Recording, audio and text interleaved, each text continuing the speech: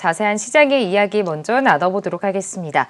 자, 대표님 일단 한 주간의 시장 흐름을 어떻게 보셨는지 좀 궁금합니다. 글로벌 경기 둔화 우려로 투자 심리가 위축될 가능성이 있다라는 우려 섞인 뉴스들도 좀 나오고 있는데요. 한 주간의 시장의 흐름과 함께 좀 앞으로의 전망까지 좀 짚어주시죠. 예, 올해 그 미국 2분기 GDP 증가율이 시장 예상치를 하회했습니다. 그리고 미국의 7월 ISM 제조업 지수도 예상치를 밑돌았고 중국 7월 제조업 PMI도 예상치를 이제 하회했어요. 그리고 7월 한국 수출 증가율 그리고 수입 증가율 다 이제 예상치보다는 약간 좀 적게 결과가 이제 도출이 됐습니다. 그런데 이제 7월 미국 고용 지표는 예상치를 이제 상회했고요. 델타 변이발 경기 둔화 얘기가 나오고 있는데 경기 회복 속도가 둔화되는 거랑 그리고 경기 침체랑은 완전히 이제 다른 개념이라고 보시면 되고 경기 둔화 리스크로 인한 어떤 조정은 얕은 조정을 유발하고요. 경기 침체 리스크가 대두가 됐을 때 시장이 충격과 공포 파동이 전개될 수 있는 건데 지금은 경기 침체를 걱정하는 게 아니라 회복 속도에 대한 어떤 그 둔화를 걱정하는 구간이기 때문에 박스 안에서는 충분히 이제 장세가 전개될 것으로 저는 예상을 하고 있고 미국을 대표하는 그 빅테크 기업들의 실적 공개가 이제 완료가 됐어요. 끝났어요. 그래서 어닝스 모멘텀이 약화될 수 있는 그런 구간입니다. 그래서 좀 있으면 이제 실적 이벤트가 이제 종료가 이제 되는 상황으로 이제 직면하게 되는 거고, 그래서 실적 모멘텀으로 상승 흐름이 전개된 기업들의 어떤 상승 탄력이 둔화될 수도 있는 상황이고, 미국의 분기별 주당 순위 정만치를 이제 참고해 본다면은 이 모멘텀이 피크아웃을 이제 기록을 할 가능성이 좀 높아 보인다. 하반기로 갈수록 이렇게 좀 전망할 수도 있을 것 같고요.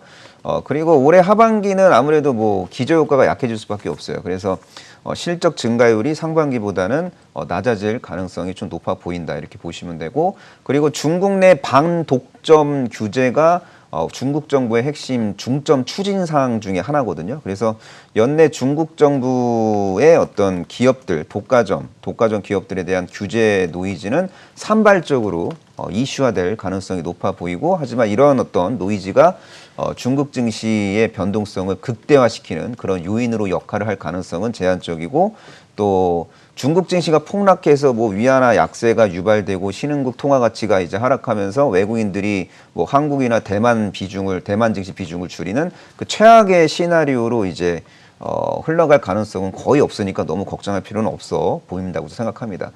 그 인플레이션에 대한 우려는요, 하반기로 갈수록 완화가 될 가능성이 높아 보이고, 델타 변이로 인해 갖고 그 미국 서비스업 일자리 회복 속도가 생각보다 더디게 진행될 수 있어요.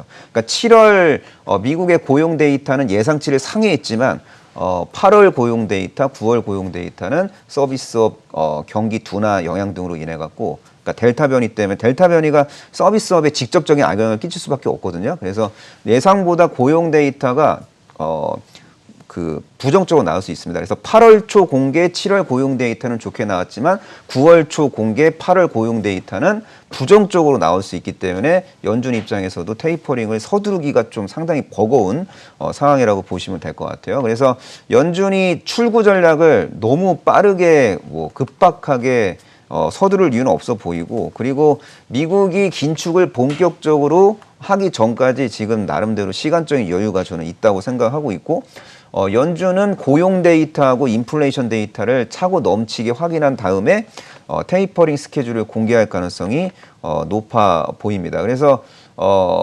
다음 달, 그러니까 9월 달에 공개될 미국 비농업 부분 고용 데이터의 어떤 수치에 따라서 테이퍼링 시기가 결정이 될 가능성이 높다라고 저는 판단을 내리고 있고, 만약에 9월에 공개될 8월 민간 고용 데이터가 예상보다 부진할 경우에는 테이퍼링 시기가 뒤로 미뤄질 수 있는 거고, 그리고 고용 데이터가 예상치에 부합하거나 예상치보다 더 좋게 나오면은 9월 FOMC를 통해서 테이퍼링 그 스케줄이 명확하게 드러날 가능성도 있다, 이렇게 보시면 될 것 같습니다. 엄청난 상승 흐름을 이끌 만한 주가 상승 촉매제가 있는 것도 아니고, 그렇다고 해서 주가 하락을 유발할 수 있는 뭐 방아쇠가 있는 것 같지도 않아요. 그래서 앞으로 장세는 박스권 장세가 계속 이제 이어질 것으로 예상되고 있고요. 박스 상단 근처 진입하면은 안전자산 선호 심리가 확대될 것 같고요. 그리고 박스 하단에 진입하면은 위험자산 선호 심리가 확대되는 전형적인 가두리 장세가 지속될 가능성이 높다고 생각하고 있습니다. 네, 알겠습니다. 박스권 장세가 지속될 것이다라고 짚어주셨는데요. 대표님, 그렇다면 우리 투자자분들께서 어떤 대응 전략을 갖고 우리 시장에 대응하셔야 되는지 궁금합니다. 외국인의 비중이 확대가 되고 있는 반도체주에도 관심이 쏠리고 있는 모습이고 어떤 종목들을 좀 주의 깊게 봐야 될까요? 예, 지금은 이제 지수가 방향성이 없다 보니까 지수보다는 종목에 집중을 해야 된다고 저는 생각을 하고 있거든요. 시장의 방향성을 예측하는 게 어렵잖아요. 그냥 방향이 없다 이렇게 그냥 가정을 하고 좋은 종목을 찾기 위해서 노력을 해야 됩니다. 그래서 경기 사이클을 타지 않는 그런 기업 중에서 실적 모멘텀이 부각될 수 있는 기업들, 그리고 비교 우위의 재무 건전성을 자랑하는 기업이면서 이익 창출 능력이 좀 유달리 뛰어난 기업들에 대한 관심이 계속돼야 되고요. 코스피 시장에서 외국인들이 연초 이후로 올해 7월 말까지 22조 넘게 공격적인 순매도 행진을 이어갔는데 8월 들어서 외국인들이 좀 순매수하는 모습들이 포착이 되고 있고, 그리고 엄밀히 따지면은 뭐 작년부터 올해 7월까지 외국인들의 그 순매도 규모는 솔직히 좀 오바예요. 너무 많이 매도를 했어요. 그래서 역사적인 어떤 외국인 비중, 시총 비중 밴드 하단까지 지금 진입을 한 상태인데, 그동안 외국인들이 비중 축소에 집중했던 분야가 이제 반도체잖아요. 그래서 외국인들이 다시 이제 한국 증시 비중을 늘린다면은 반도체주 중심으로 반도체 대표주 중심으로 비중을 확대할 가능성이 높기 때문에 뭐 삼성전자, 하이닉스 같은 기업들에 대한 관심은 계속돼야 된다고 생각하고 있고요.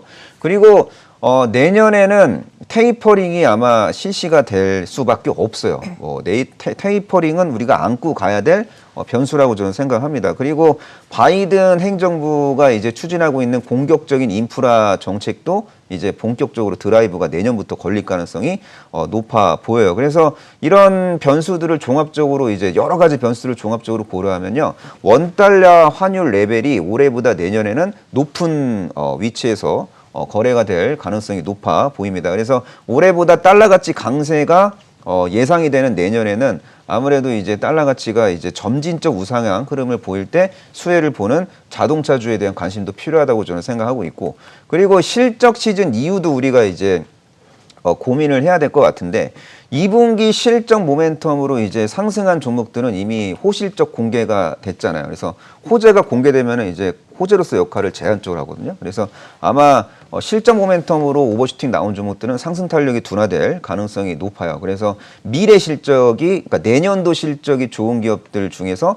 바닥권에 깔려 있는 종목들에 대한 관심이 커질 수 있거든요. 그럼 리오프닝 관련주가 그런 분류라고 저는 생각해요. 그래서 항공 대표주나 면세점 대표주들 좀 관심 가질 필요가 있다고 생각하고 있고, 그리고 미국 정부가 2030년까지 완성차 업체들에게 전기차 판매 비중을 50%로 늘리라는 행정 명령을 이제 발표했잖아요. 그래서 미국 전기차 시장이 구조적으로 성장할 때 수혜를 보는 대표적인 기업이 이제 LG에너지솔루션, SK이노베이션이고, 이들 기업과 미국 시장 침투에 함께할 수 있는 그 2차전지 소재 부품 장비 기업들 눌림목 공략은 계속돼야 된다고 생각하고 있고, 그리고 파운드리 생산 단가가 이제 우상향하고 있거든요. 그래서 파운드리 시장이 성장할 때 수혜를 볼 수 있는 장비, 소재 부품 기업들에 대한 관심도 계속돼야 된다고 생각합니다.